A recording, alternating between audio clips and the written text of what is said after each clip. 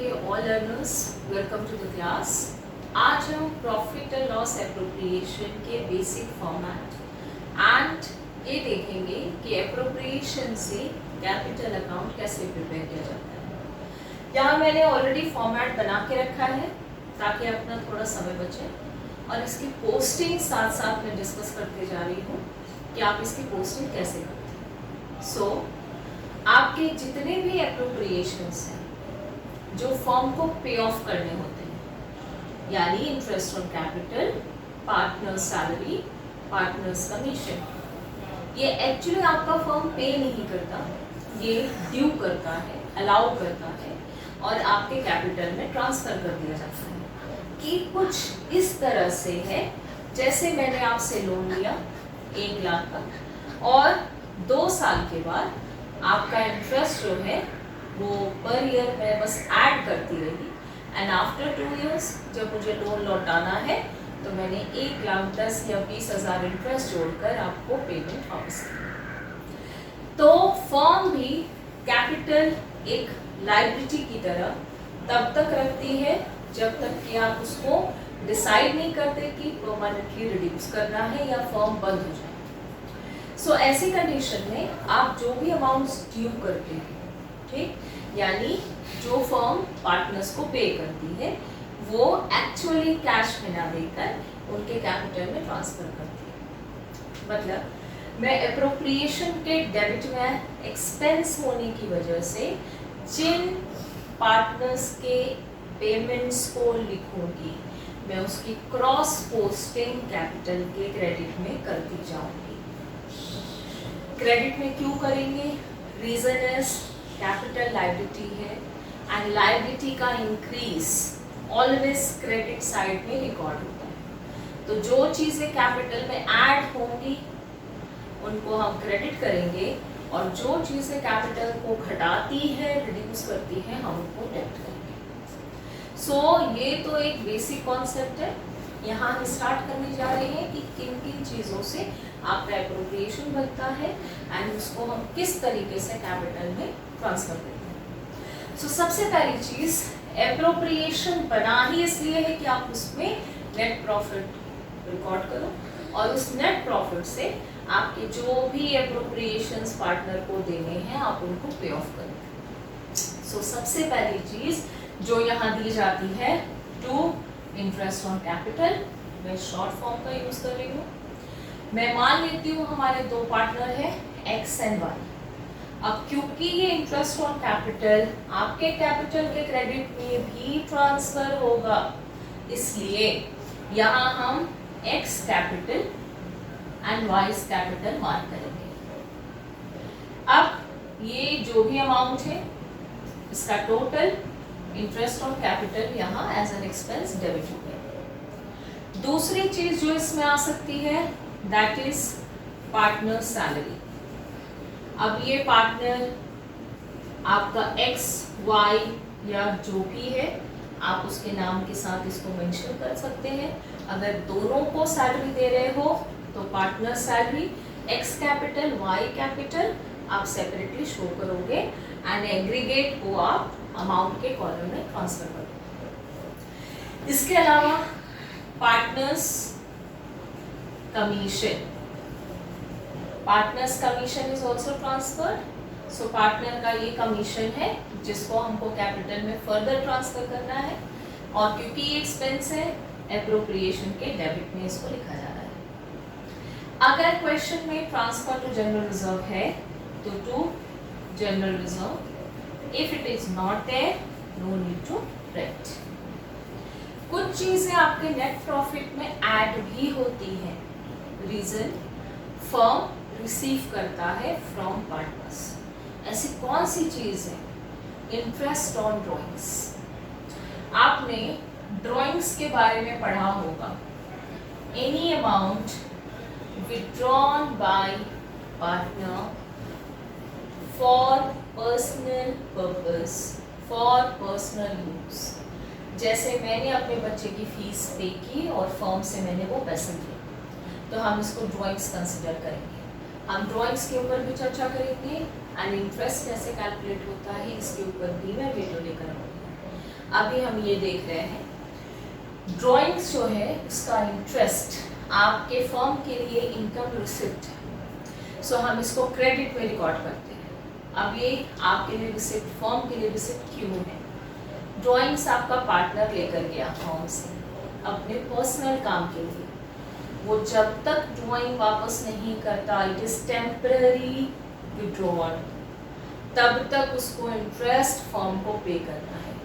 और क्योंकि firm account maintain कर रही है, इसमें फर्म के लिए इनकम रिसिप्ट है, so I show it in the credit side, यानी आपके प्रॉफिट में ऐड हो जाएगा। So by interest on drawings, if you have two partners drawings, so it should be also transfer to capital, तो हम x and y's capital करके mention करेंगे and total को हम आउटर कॉलम में लिखेंगे। अगर क्वेश्चन में है अगर एक ही पार्टनर है, so by x interest on drawings या इंटरेस्ट ऑन x ड्रॉइंग, आप जैसे चाहे लिख सकते हैं, और ये आपके कैपिटल के डेबिट में ट्रांसफर हो जाएगा। Now the time to calculate the net divisible profit. अब नेट डिविजिबल प्रॉफिट कैसे कैलकुलेट करते हैं, इसके ऊपर मैंने आपको एक एग्जांपल बताया भी था, और हम यहाँ फिर से इसको देखते हैं, डिस्कस करते हैं। देखिए, आपके क्रेडिट का आपको टोटल लेना है and out of this total आपको आपके जितने भी खर्चे हैं उनको माइनस कर देना है, आपके जितने भी डेबिट बैलेंसेस हैं आपको उनको माइनस कर देना है, and the remaining is net divisible profit. और नेट डिविजिबल प्रॉफिट आप जानते हैं एक्स और वाई के बीच में प्रॉफिट शेयरिंग रेशियो में डिवाइड होगा, और अगर प्रॉफिट शेयरिंग रेशियो नहीं है तो किस रेशियो में डिवाइड होगा, आप कमेंट बॉक्स में जरूर डालें इसका आंसर। अब हम कैपिटल अकाउंट प्रिपेयर कर रहे हैं। सबसे पहले मैं अगर कहूं आपने या एक्स ने मुझे 1 लाख का कैपिटल दिया, और उस 1 लाख के कैपिटल में 1 लाख के कैपिटल में मैं इंटरेस्ट ऑन कैपिटल 10,000 का एक्स को देने वाली हूँ, तो मुझे वो 10,000 ऐड करना है। अब मेरा क्लोजिंग कैपिटल कितना हो गया, 1,10,000।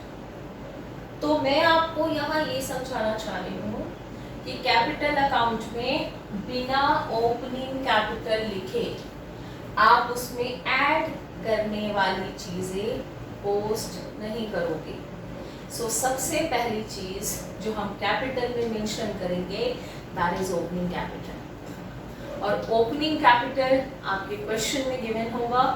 आपने पिछले एग्जाम्पल में भी देखा था, हमने ओपनिंग कैपिटल पर इंटरेस्ट ऑन कैपिटल कैलकुलेट किया था 10%। So same capital 3 lakh 4 lakh जो भी आपका अमाउंट क्वेश्चन में गिवन है आप ट्रांसफर करेंगे, और क्योंकि आप ये पिछले साल से लेकर आ रहे हैं तो आप इसको बैलेंस ब्रॉट डाउन के नाम से मेंशन करते हैं। So this is opening capital by balance brought down.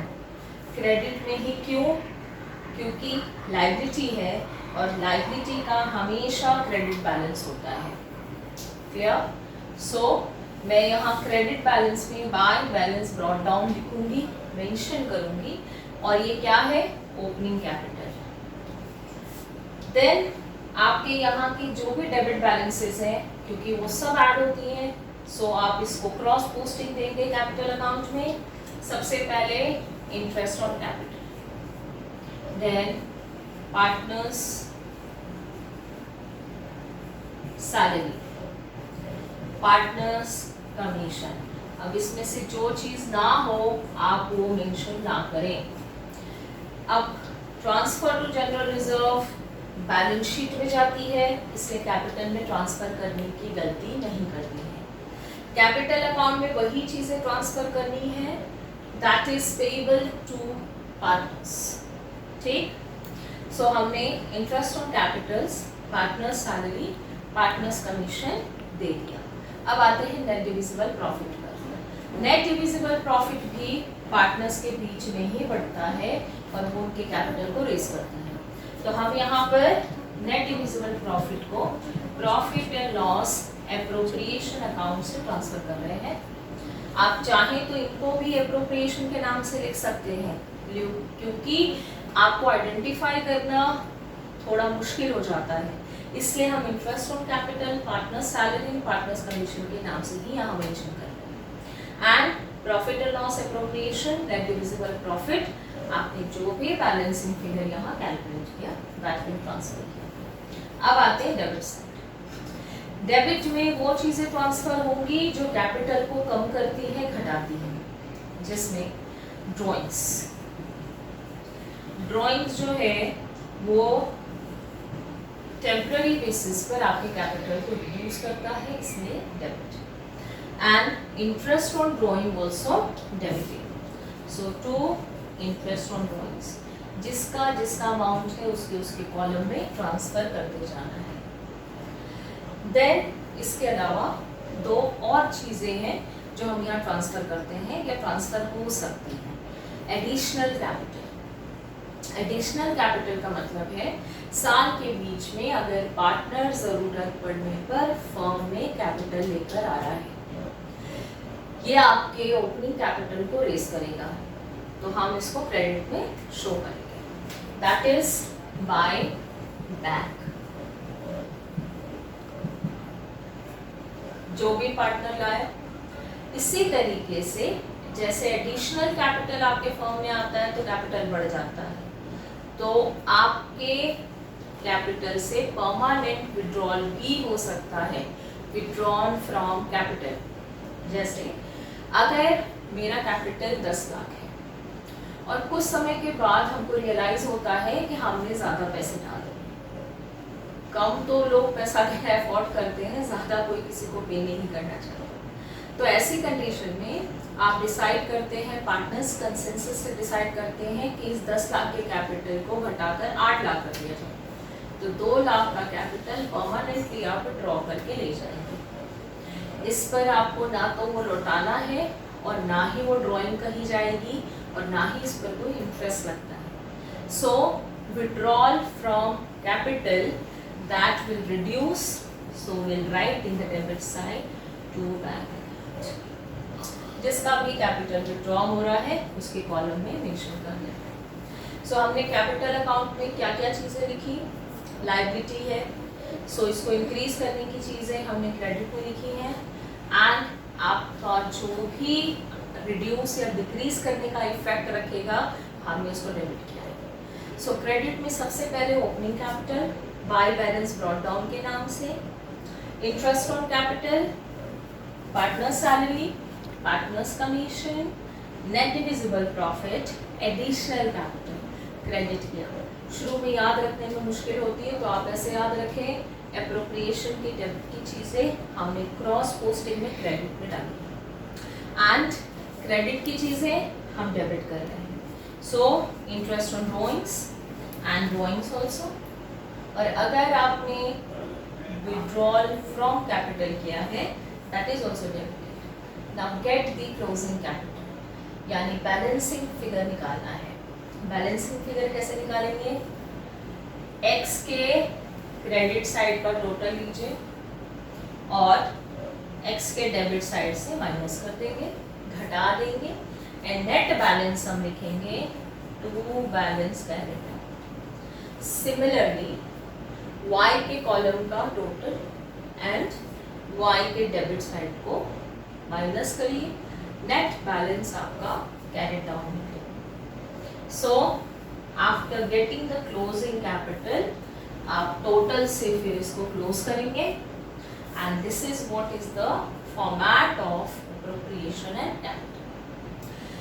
बस मैं यहाँ आपको एक क्वेरी के साथ यहाँ बंद करने जा रही हूँ। We are winding up the today's class and what my query is, यहाँ आप कैपिटल अगर ध्यान से देखें तो हमने जिस कैपिटल से साल की शुरुआत की थी, यानी आपका ओपनिंग कैपिटल, क्या ओपनिंग और क्लोजिंग कैपिटल का फिगर सेम रहेगा at the end of the year? I am repeating my question, try to answer it, और हम इसी आंसर के साथ आपकी नेक्स्ट क्लास स्टार्ट करेंगे। सो मेरा क्वेश्चन है, क्या कैपिटल अकाउंट में आपने ओपनिंग कैपिटल और क्लोजिंग कैपिटल जो कैलकुलेट की है उसका फिगर सेम रहता है, फिक्स्ड रहता है क्या? So this is my question. I'll see you in the next class of mine. Have a good day. Bye.